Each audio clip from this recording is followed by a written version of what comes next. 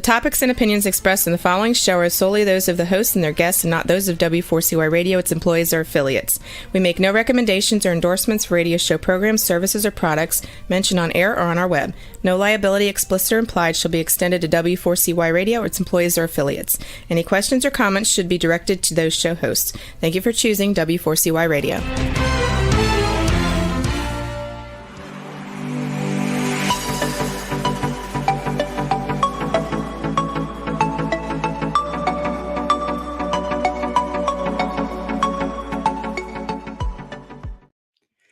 Well, good afternoon. Great to have you with us. This is Bill Martinez, and it's midnight in America, confronting fear and embracing courage as the final hour approaches. Many are you thinking that are these are the last of the last days? Billy Graham, even before he passed, was asked directly, Dr. Graham, are these the last days? And he said, I dare say they're the last of the last days. Well, the world is not falling apart, according to Phil Hotsenpiller, our guest who will be with us in just a moment. It is falling into place. After reading this soon-to-be-released book, you will know how to place your trust in God to overcome your fears of what is going on in this crazy world right now. You'll no longer look to the future with fear, but with a promise that God has given you as his child. In his new book coming out, Midnight in America, Phil, the senior pastor of Influence Church in Anaheim Hills, California, and the president founder of American Faith, fearlessly uncovers the alarming slumber within the church, drawing parallels to the biblical narrative to Samson. Has America lost its power just like Samson? It's a question that you may ask. Phil Hotsenpiller, good to have you with us. How are you? Hey, I'm great, Bill. Thank you so much for having me on the show, and I look forward to an engaging conversation about what's happening in America and even around the world as relates to biblical prophecy. Well, this has been a long time coming, Phil, as you know, that this is an appointed time that you and I have been eagerly pursuing, and I'm looking forward to what it is that you have to share, what God has revealed to you, because after everything is all said and done, I'm convinced that our viewers are going to be quite comforted. Well, yeah, and I think the one thing that we have to remember, if you call yourself a Christian, if you've truly been born into the kingdom of God, the Bible should be comforting to you, not frightening to you. And so many people, when they hear about end time things, they say, oh, I don't want to know about that, or I'm afraid. But remember, God reveals things to his children in order for them to navigate the future and put their faith and their hope in Jesus Christ. Well, and that is the basic nature of prophecy. I mean, what other God, Phil, tells you in advance what's going to happen? But we know from Scripture, we actually know experientially as well, is Almighty God is the one who knows the beginning from the end, does he not? Indeed. And I think the times we're living in, they are unique. A lot of people say, well, aren't these times like other times? They are in one sense of the word, but in another sense, they're not. And let me just touch on the not. Really, things began to change in 1948 with Israel becoming a nation. Mm-hmm. The prophetic clock began to tick, and we began to see things fulfilled in prophecy that had been spoken of, 2,500 years ago. For example, God calling his people out of the north, out of Russia. We saw in 1972, we saw this great migration of Russia pushing Jews out. They came to the homeland. We saw the law of return established in Israel in 1950 that gave the right for everyone with Jewish blood to have citizenship.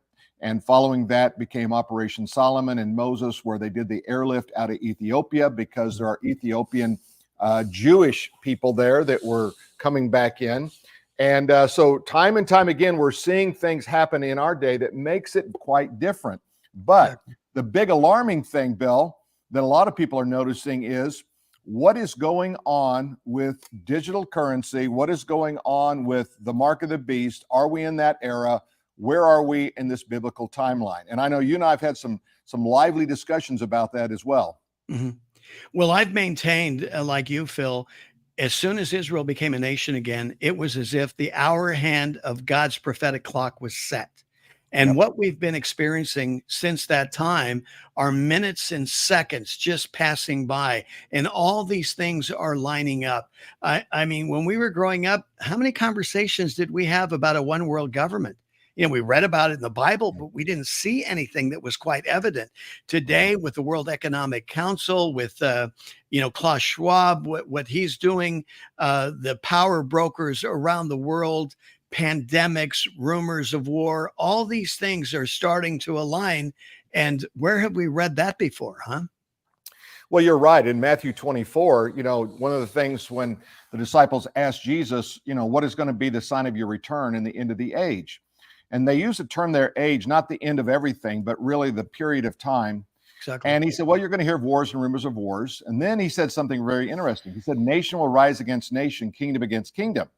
Now, what makes that part of it very interesting is the first time that happened in human history was World War I, 1914 to 1917. Everything else was tribal before then. It wasn't worldwide. It wasn't nation and kingdom. So we see in my Bible, I just put a little note in ink and I say, or write down, 1914, 1917, we begin to see things unfold. Now, when we see the pestilence and these things happening, we've always had pestilence. We know, for example, the Black Plague came through Europe in 1383 and devastated 1/3 of all of Europe, wiped them out completely. So we've had great tragedies in the past, but we didn't have them engineered by man.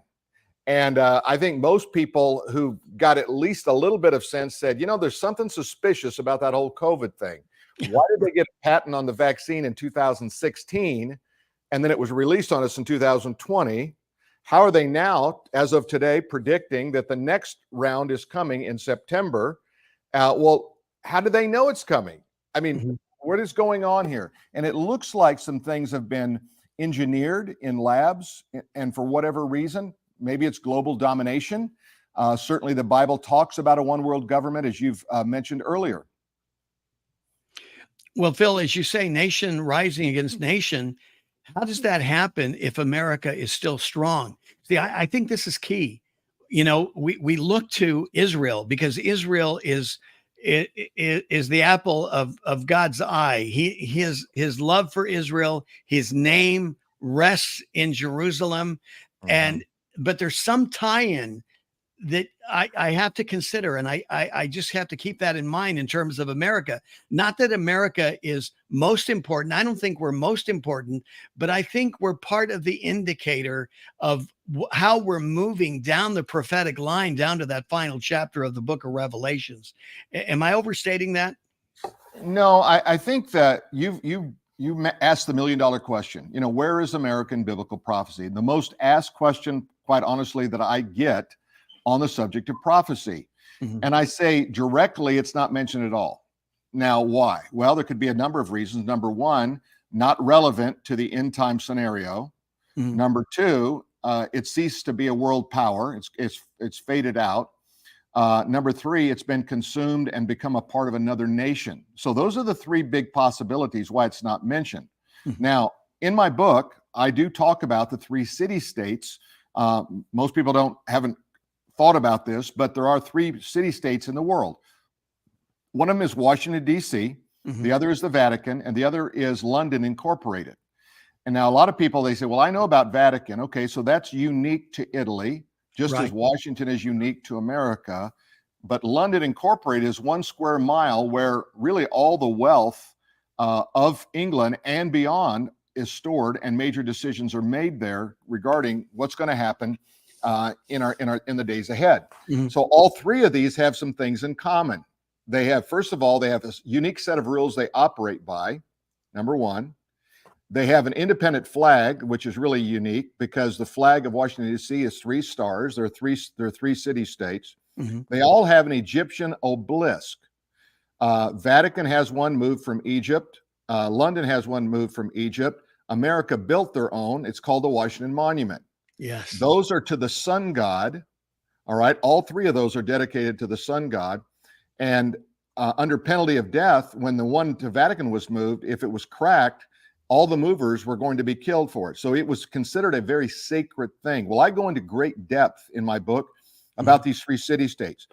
Washington, D.C. represents the military might, I believe, of the coming Antichrist. The Vatican represents the religious power of the coming Antichrist, and London represents the financial strength of the coming Antichrist.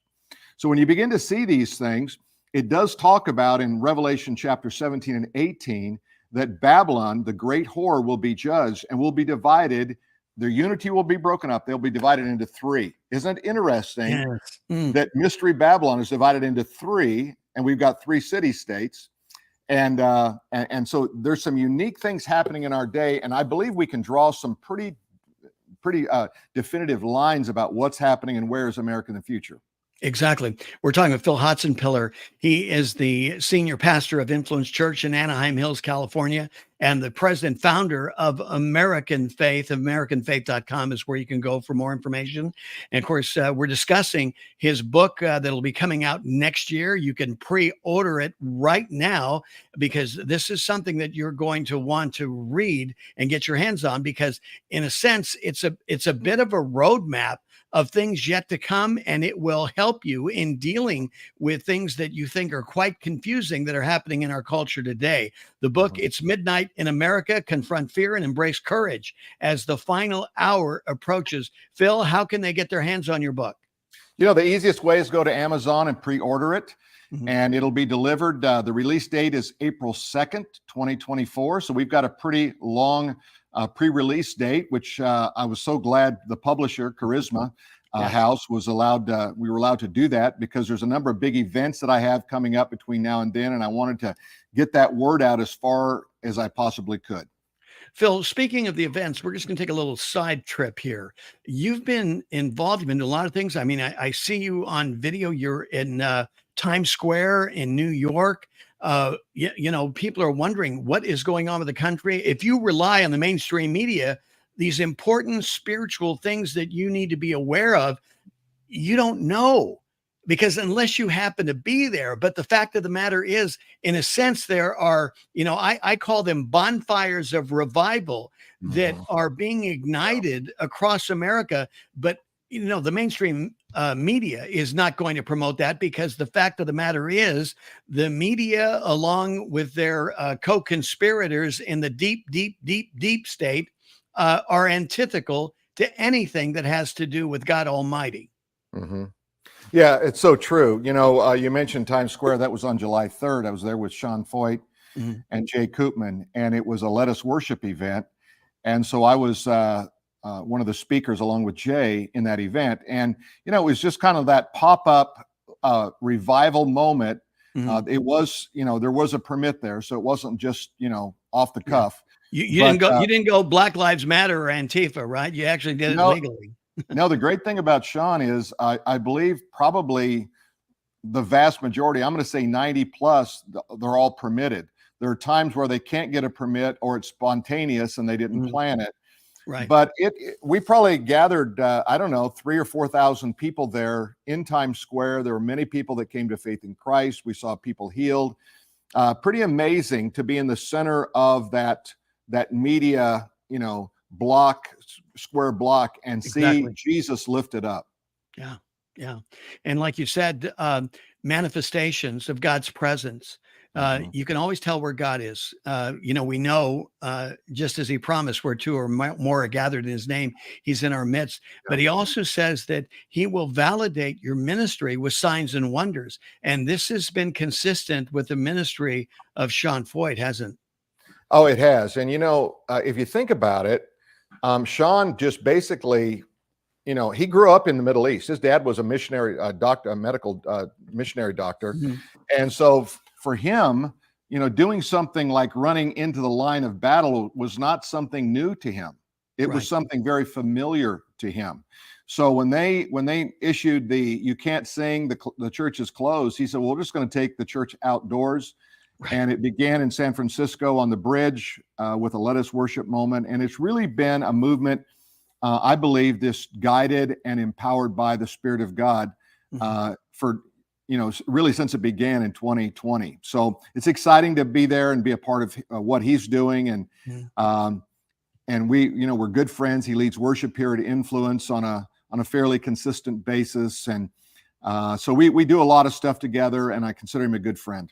That's great. You know, Phil, it's always interesting, you know, as men of faith, women of faith, when you watch how the Spirit operates and how it confuses those who have no idea. Yep. Right. Yeah, it's so true. And I really believe that, the first chapter, let me go back to the book because I think it relates to that, what you just said. The first chapter is called A Dress Rehearsal. And I'd really take and examine what happened with COVID beginning in 2020 and how that was a dress rehearsal for what they want to do, meaning deep state, one world government, coming Antichrist, is control and every aspect of your life. And so I go into the history, and our church made a decision that we were going to stand on, first of all, God is God and not Caesar, and we were going to honor what our Constitution said we could do. And so we had some backlash on that, but it was a great run. We're glad we stayed open. We really raised up a stronger group of people. But I want to tell you the interesting thing about that. In 2019, in October, I announced to our church, this is before COVID, we're going to do an all-night underground church event in December. And what we're going to do is we're going to try to reenact as best we can. What would it be like if you were living in you had to function as an underground church? We had some speakers that came in that had been a part of the underground church in China. I was going to say, and we also, if you didn't show up on time, no one was admitted after the time. It was you were locked out, just as you would be in an underground church. But I really hadn't put that together until about a year later.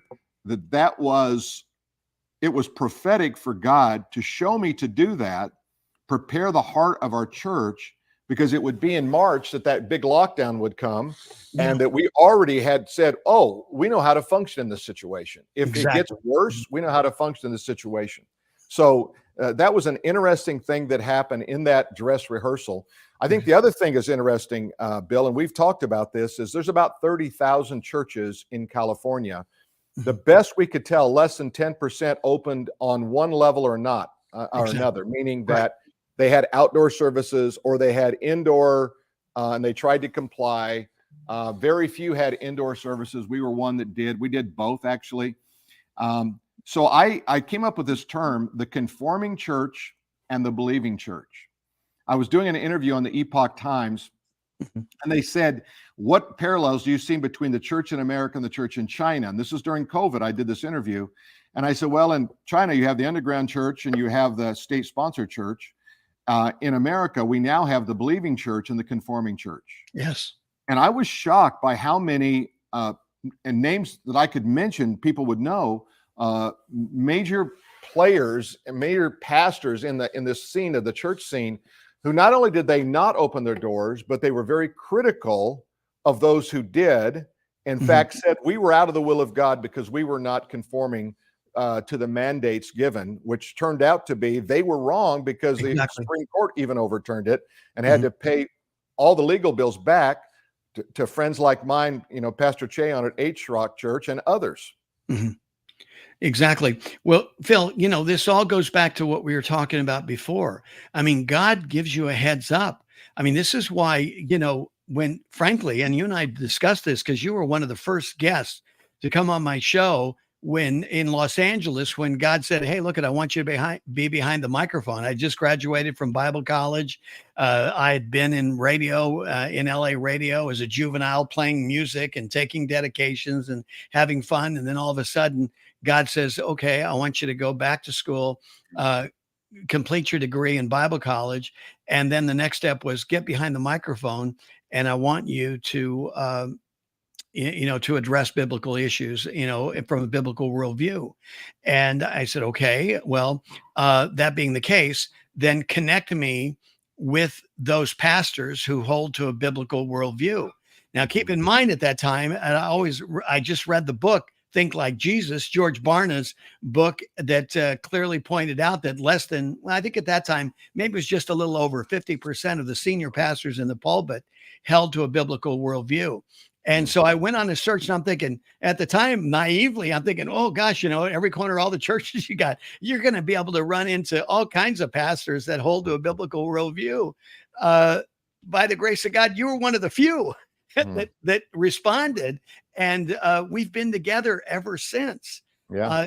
And because we believe that God still reveals to his people these warnings. We call them prophecy, and as we talked about earlier, to give you a warning so that you know what's coming up. And it is amazing when you are obedient to God, and when the truth is revealed, it is encouraging. It enlarges our capacity for faith, to continue on and to spread the good news to other people who are coming down the line, right? Oh, amen. And let me just pause and say, a lot of people probably listening say, well, what is a biblical worldview? So if you've got something to take notes on, I'm going to give you a couple of data points, and you go ask your pastor, what do they believe about this? And if he gets an F, you might want to pray about another church. How's that? Yeah. Number one would be, do they believe there's a literal heaven and a literal hell? Now, heaven's the easy one. Hell's the harder one. A lot of people, they tap out on this one and say, well, I'm not sure. I don't know how a loving God could do that. But Jesus taught it as being a real place where people are separated from God. So heaven, hell, salvation only by the blood of Christ, by the death, burial, and resurrection of Jesus Christ. You're not saved because you're a good person. Good person don't get a pass. That means the 10 Commandments don't get you a pass, because nobody keeps those anyway. All right. Right. Creation. Did God create the world as he said he did? Okay. Or did it evolve with theistic evolution or evolution through a big bang? Okay. So a biblical worldview says God spoke the world into existence. The Bible is the word of God, is an absolute truth. It's not one of many truths. It is the and only truth. All right. Jesus is God. Okay. He's not a man, not just a prophet. He is the God man. God took on human flesh. Those are just a few data points on a biblical worldview that I think all of us need to put our arms around and go, yeah, I embrace that. Or maybe I embrace them all, but I don't know that much. So I want to study one or more of these so I become better informed on a biblical worldview. Well, hopefully you're encouraged to do that, because the fact of the matter is, it's one or the other. You're going to have a biblical worldview, or you're going to have a secular worldview. There's nothing in between, right, Phil? That's right. And, I think there are a lot of Christians that are, they're practical atheists. They call themselves Christians, but in reality, they've so denied everything that God has revealed that they've almost denied God himself. Yeah. Sadly. And that's, these in a sense are exciting times, ladies and gentlemen. They're exciting times if you have faith and you hold to the word of God, because you see God continuing to validate himself time and again, like he needs validation. I wake up in the morning and I see, a beautiful blue sky, or I see, shrubbery or little animals running through the grass and that. And it is amazing. I mean, what other God comes up with this kind of creativity? And it's all to bless us. But if we ignore God, we miss out on the blessing and so many other things, because it's not just about us. It's about our kids. It's about our grandkids. It's about the generations to come and what is available to them. God blesses us so that we can be a blessing, not that we hoard it. And this is part of, I think, what we're dealing with here in America today, Phil, is that, we need to come back to what I call those original founding principles, that relationship with God and the relationship with one another. Jesus said, those are the most important commandments. Forget about the 10 commandments in a sense, set it aside, but just think about God and about one another. And if you fulfill those two, you've got it covered, right? Yeah. And, you touched on something there that's really important to me. And that is that, if you're, let's say if you're 40 plus, you're probably going to be fine. You probably got enough stability in your life. You've got enough whatever going on in your life that you're going to be fine. But what about your children or your children's children? Right. So when all this started coming down in 2020, and our governor was the first to call for a statewide lockdown, I realized that I had to do something. And that's when we started American Faith. I said, well, I've got to get some news out there that's really telling the story. And so we didn't start it to launch a news media outlet. We started it to just try to get as many people as we could informed. And it grew into what it is today.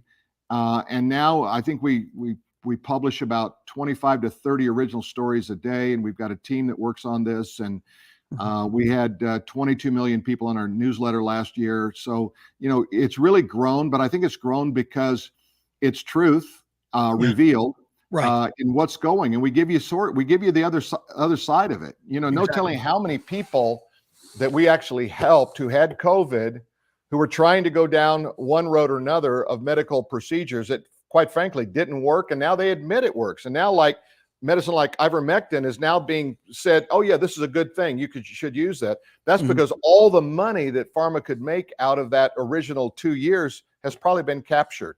Right. Exactly. Well, and that, unfortunately, and of course we've got media platforms that, I'll tell you, they cringe anytime you say the C word or the I word. Phil, they deplatform you. They talk about disinformation, and I think it's quite ironic. I find them to be the biggest purveyors of disinformation, putting people more at risk, because look at the policies of the WHO, or some of these governments that and state governments that held the line and thought they knew better, and wanted to ignore the cumulative intelligence in the United States alone of 340 million people that were out there experiencing, saying, wait a minute, this is not, what you're saying is not consistent with my direct experience. And they didn't want to take that into consideration. And I believe as a result, too many people unnecessarily died because of their disinformation, not those of us that were pursuing the truth, no matter where it leads. And I'm running a risk right now, I'm telling you, because I have been deplatformed several times because we dared to do this. So I say this with a warning to our audience that there's only so much that we can talk about regarding, COVID, and we're on the brink of another iteration of it. And, but, as long as God has me behind this microphone, Phil, I have to, just like you did, you had to make a decision with your church, and who are you going to follow? Are you going to follow God, or are you going to follow man? Yeah, we're kind of living in a day, if the government organization or worldwide organization has 3 letters in it, you want to run. Yeah. We got DOJ, FBI, we got WHO. I mean, go FDA, go down the list. Yeah, they're all compromised. Yeah. And I think that's the problem. Is I kind of have, up until COVID, I lived with a certain comforting naiveness about me, naivety, and that is that they're all after our best interest, and they want to do what's right, and they're humans, and they make mistakes. But after that, I got to thinking, no, they're not. They're actually not out of our best interest. The interest level is somewhere else. And so in this book, It's Midnight in America, one of the things I talk about, and you'll find this interesting, I talk about the Sermon on the Mount and prepping or preparation. And so what I do is I talk about what Jesus said about trusting in God, but I also align that up with, should Christians prep for the end of the world? Should we make any preparation? So I deal with that in kind of a really good way, where it always points you back to trust ultimately in God, but also the wisdom to make decisions. Like the 10 virgins who were unprepared for the return of Christ. They didn't have enough oil. And I think we need to be prepared, but we don't need to be crazy prepared. Right. And we need to think with sanity. There are certain things that are important. We live in California. One of the things we learned when we first got here, of course, you've long-term resident of California, is about an earthquake. You've got to have a communication. How are you going to communicate with your family when they're separated? What's your common meeting point in case of an emergency? Do you have enough food and water for at least 3 days? That's kind of the California standard. So those are things you do for an emergency. Well, if you had a worldwide emergency, what would you do? And I think that's really an independent kind of, you have to decide for yourself what's right for you, but you need some guidance to say, well, I think I could do that without being weird. I could do this, and I don't have 50 years worth of food stored up. Not important that I do, Bill. It's only important that I know where the guy that has 50 years of food stored up. How's that? Well, exactly. Well, and unless God asks you to start building an ark, and then Right. everybody in the neighborhood is going to think you're weird. But okay, all right. So you think you're weird, but being the man of God that I hope to be, I'd much rather err on God's side. And case in point to what you're just saying, Phil, is our daughter lives in Maui. Her family lived in the center of Lahaina. By the grace of God, I think I've shared this with our viewers. Her home in her area was one of the few left standing. Sadly, her neighbors' homes burnt to the ground. Wow. And I don't understand, but her home left standing. She was there as the smoke was billowing down. Fortunately, my two grandkids and my son-in-law were up in Napili, about 15 miles away north of where all the fires were going on. The fire was happening. And Phil, that short, and you might be familiar with that short span of road on Front Street, from the Cannery Mills shopping mall to the highway, because that was the only outlet. All the other arteries were closed off. It was the only outlet that they could get out of there. Oh, by the way, and there was no law enforcement to help direct traffic. People were just moving. It took her 2 hours, Phil, 2 hours to travel 2 miles to get to the highway. She barely, I'm so thankful to God, barely got out, because there are so many that are victims. But to your point, you see, we think people are looking out for our best interest. And what's being exposed ever since, COVID, ever since all these government inefficiencies, it's all being revealed, not only corruption, but agendas that are not consistent with that would be, for the well-being of all concerned. I'll leave it at that. Yeah, and I look at Maui, and I'm like many people. I've vacationed there and loved that area of Lahaina. But I look at the pictures, and I know the winds were high, but that doesn't even look like a fire. It looks like a nuclear blast hit that place. It's unbelievable, and the lack of water, lack of of releasing water, the lack of support. I think there's going to be, number one, hopefully some great investigations into what went wrong there. Undoubtedly, there are going to be a lot of lawsuits filed. This is a tragedy, and I think that we as people, we always live in that illusion that it'll never hit us. Right. So I always want to say, I believe that too. I think it ain't going to hit me, but I'd want to be prepared if it does. That's so right. That's what I say. And a lot of us go back to 9/11, and my story. My wife and I were flying out of LaGuardia on 9/11, and we passed the Twin Towers when the first plane went in. Well, it flipped my world. I can still see that plane. I can still see being downed in Detroit, trying to drive back to our daughter who was in school there at a neighboring Manhattan school. And so, what do you do? How do you prepare? I mean, there was not a phone that we could use. Right. So that pushes you into, do I get a satellite phone as a backup? Just little things that you think about. And sometimes economic drives how many decisions you can make. Some of you say, well, I really can't afford that. Well, do what you can, Exactly. Yeah. But never stop trusting in God. That's the key. Amen. Let your faith be in the Lord. Well, as our good friend Jonathan Kahn says, God is faithful in that his shalom is always pursuing us, Phil. He wants us to be at peace. And I love that, the way Jonathan had shared that with me, because it gave me a lot of comfort that no matter how crazy things may go and my hair being on fire and getting caught up into the current chaos of it all, is that it's comforting to know that our Father in heaven says, shalom, shalom. Come to me, just chill. Because just like you said, if we're making decisions based on panic, we're going to get panic results. God steadies us, but we must hang on and look to him and focus on him. For some reason, this has been coming up several times in conversations with different guests and talking about focus. I think I may have shared with you. In fact, I think you may have been in my office in Los Angeles one time, and I had a sign up on my wall. It says, obstacles are what you see when you take your eyes off the goal.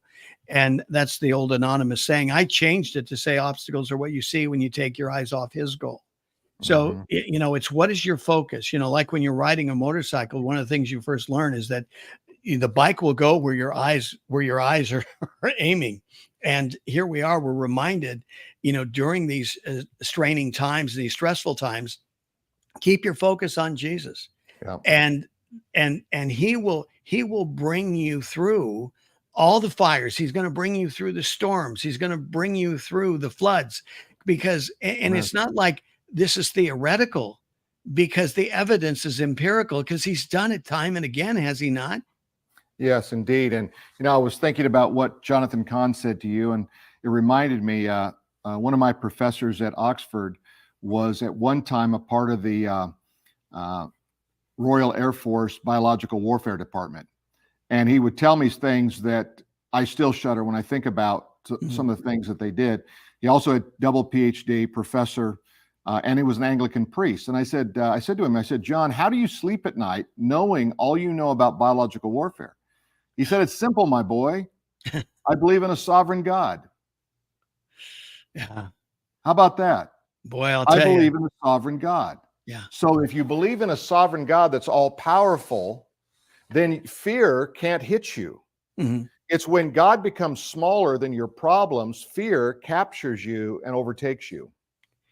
Well, Phil, didn't God promise that he would not leave his creation up to their own devices, lest they would annihilate themselves, right? Yeah. And in fact, the ultimate example of that is the Battle of Armageddon, Mm. where it says that Jesus, when he returns, if he did not, that all flesh would basically wipe each other out. So we see that in Revelation chapter 19. And God's given us great truths, great warnings, great things that we can lead. Here's another chapter in the book I want to talk to you about, because you've touched on this a couple of ways.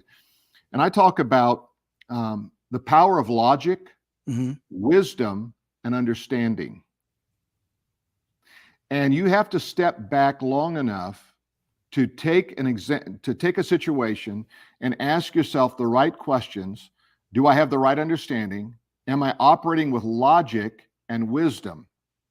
Now, my dad was a military guy, and he used to say this: fast is slow and slow is fast. Mhm. If you get in a hurry, it's going to slow you down. So I think what we have to do is we have to slow down, look at our situation every day, take 5 minutes every day and say, what is it I need to learn and see from today? Exactly. What plans do I need to make about today? That's regarding my job, my school, my marriage, my life. I mean, the list can go on and on and on. But 5 minutes a day will literally change your entire perspective on life. Yeah, without a doubt. I interviewed a CNN anchor. I don't know if I shared the story with you or not, but brilliant gal. Her family went through a tragic circumstance. Her father and brother, well, her father died in an accident when he had taken the older brother back to their home country. I believe it was Nigeria, and to, kind of connect with the culture and family and that sort of thing. Unfortunately, tragically killed. And the mother, here she is, a single mom, finds herself raising 4 kids. And her philosophy could be summed up this way. That was very powerful. She told the kids, she said, look, each of you get 24 hours a day. 8 hours, you're going to sleep. Okay. That's given. The other 8, you're going to school. That's done. The remaining 8 is what's going to determine your future. Mm. What you deposit in those final 8 hours will dictate what and who you become. And interestingly enough, each one of these children of hers that she raised as a single mom, one of them went on to become an Oscar nominated actor. The woman that I had interviewed was an international CNN news anchor. The 2 others very successful in business. It's just an incredible story. But I like how her mother, I thought that was incredible wisdom. That's great. Because today, and with today's kids so, so distracted by video games and other, and thinking, wow, I mean, you have 8 hours. What you deposit in those 8 hours is going to dictate your future. And you're going to waste those 8 hours on video games. I think it gives you a different perspective and understanding, doesn't it? Yeah, it does. And I think that's about self-management. We talk about self-mastery. How do you master your life? Because Undoubtedly, I have days where I waste a lot of time. What did I get for it? I got nothing. Yeah. Right. Other Yeah. days where I'm highly productive. Other days it's a mixed bag of both. And I don't think we can, any of us can achieve this perfection of mastering all your time. But if you're conscious of it first thing in the morning and say, what can I do today to better me, to better society, to glorify God? I mean, I think you asked the right questions and you're on the right journey. Exactly. Without a doubt. We're talking with Phil Hotsenpiller, senior pastor of Influence Church, Anaheim Hills, founder, president of American Faith. Phil, the wisdom of this book, I just cannot wait to get my hands on it. Tease us with another chapter, if you would. It's Midnight in America. Well, I think right now, one of the things that's should be concerning to everyone is the idea of the disappearance of cash going all digital, but even more than that, the way that you're going to be able to conduct transactions. So whether that transaction is right now, Washington, D.C. is experimenting with a Whole Foods where you have to check in to enter the store. You have to be scanned to check in to go into the store. You can't, even if you don't buy anything. Wow. Then you scan your item. Then you scan your credit card, basically. And then to leave, you have to scan to leave. So in other words, it just said, if you won't do that, you can't buy or sell in Whole Foods in Washington, D.C., which is the prototype for other Whole Foods around the country. Okay? That sounds an awful lot like, to me, Revelation 13, the mark of the beast, no one can buy or sell. Exactly. Okay? Yeah. Because if you cut off people's food and their ability to buy or to sell, you've essentially killed them because there's nothing they can do. Yeah. If I can't eat, I can't buy, and I can't sell, what do I do? Right. And of course, just like China, it reduces itself to a social credit score. So even if you get in, you have a certain limit of what you can buy. And that credit card is not going to allow you to buy beyond what it is predetermined that you're able to buy, right? Right. And the new U.S. currency, digital currency, will be programmable. Now, what does that mean? That means that, let's say you have $1,000 in the bank. They can program that if they want to say you can't buy gasoline for your car. Right. Okay. Using your digital currency. Why would they want to do that? Because they want to push you to an electric car. Electric car. Yeah. You can buy all the electricity, but you can't buy gasoline. Yeah, exactly. But see, nobody's asking the next question. Why do they want me in an electric car? Because everybody knows there's not enough power grids in America to charge all these cars. Well, number one, if I'm in an electric car, I can turn off your electricity and I can stop you from going anywhere. Exactly. I can track you. If you have an electric car, they can literally track you everywhere you're going, and they can turn your car off anytime they want to. Exactly. So they have taken over complete control of your mobility. So a lot of people, they're not putting all these pieces together. It's kind of like when Facebook came out, it took 10 years for it to get to 100 million people. Okay.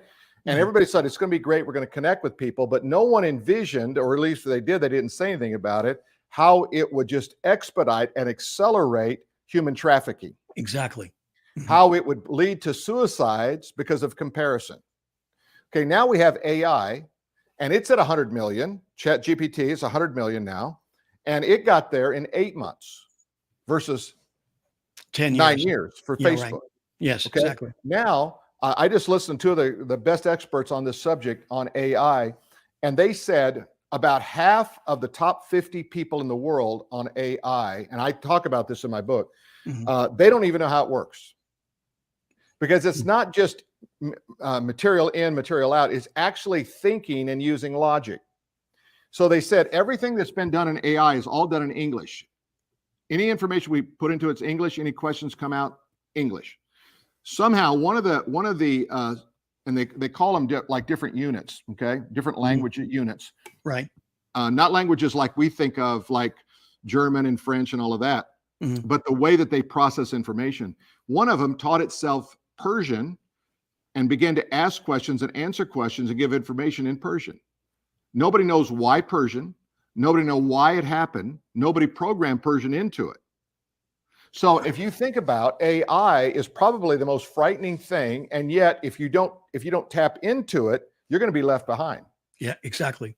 Well, it's interesting because here we are at a time when you got the ruling elites that want to control, right? It's about power and control. And here they are unleashing AI, potentially surrendering their own desire for power and control, and then sending the machines, right? Yeah, and I really, if you think about AI, if the end result of it is never good, Mm. because right now they're focused on what's bad with it, elimination of jobs. That's only 1/10 of what's bad about it. Right. But it also has some good qualities. For example, it can solve problems. It can answer things that it can program things that would take hours. It's probably going to lead to medical breakthroughs. Mm-hmm. It's got a positive side to it, Right. but that doesn't mean it's all positive. And because there's no one really to monitor it, and even if there was a government agency to monitor it, it's always going to be, the lobbyists are always going to outdo any ethical thing that could happen there. Right. Like we could trust the government. I don't understand why you have your doubts, Phil. I mean, I'm just one of those guys, Bill. I'm just one of those guys. Oh, I mean, you're exactly right. I mean, this is what we've gone full circle because again, we talked about Maui. We talked about even you look at the history of Hawaii, and you see even in this country how the power brokers have come in. Social media, Vanguard, State Street, BlackRock. They have such a big stick to swing that our elected officials they're titular. They're really meaningless. The government is being controlled by the deep state. I've talked about 4 branches of government. I was talking with retired Colonel John Mills the other day, who's written a great book, The Nation Will Follow. And he says, Bill, he goes, there's actually 6 branches of government because the deep state is stratified into 3 additional layers between, the administrative state. You've got that corporate America, the money part of the deep state, and it's own, kind of in a sense, holy trinity, which I found, to be quite provocative and interesting. Because he says the administrative state, you have the enjoining of law enforcement and intelligence, and then you've got the myriad of nonprofits, these NGOs, all part of that deep state that we're dealing with today. Mm-hmm. Well, and the problem that all of us have is we know this, but what can we do? And that's always the biggest challenge. We feel powerless. Even if we get informed, we feel powerless. And I know of nothing better than that you can do outside of pray, invest in your community, but focus on local election. Because if your local city or county is conservative, much of what comes out of DC will not affect you. Exactly. If you just don't get involved, don't be surprised. I've got a good friend that's a pastor in Boise, Idaho, and I said, well, a lot of people are moving there. How do you think? He said, well, it's just so liberal. The mayor is extremely liberal. The city council is all extremely liberal. He said it's like California now. So you can run, right? And people try to run, and they go, I'm going to flee California because high taxes, bad government. Well, guess what? We've got a guy in our church who owns a home here in California, owns one in Texas, and he because his kids live there, and he said they don't have any state income tax, but my real estate property tax is exactly the same in Texas as it is here in California. Same size house. Interesting. Phil, we got a minute left. I'm going to let you summarize. It's midnight in America, and again, remind people how they can get your hands on your book and pre-order it. Yeah, go to Amazon and just type in It's Midnight in America. You'll see my book pop up there, Phil Hotsenpiller. Pre-order a copy, maybe order 1 or 2 for your friends and be the first to get it. We'll also be doing a lot of publicity between now and then. We're going to give you some podcasts, some excerpts. Who knows, maybe even Bill let me back on one day. And but we're going to tell you about It's Midnight in America. Yeah, amen. Phil Hotsenpiller, he is my good friend, the senior pastor of Influence Church in Anaheim Hills, California, the president founder of American Faith, and author of many, many books, but his newest that we can't wait to read, it's Midnight in America, Confront Fear and Embrace Courage as the final hour approaches. It will give you hope and enlarge your faith. Phil, thank you so much for being with us today. I appreciate you. Thank you so much, Bill. For more information and to be a part of this mighty Martinez movement to return to God and to save our country, go to BillMartinezShow.com. May God bless you and keep you. Make his face shine upon you.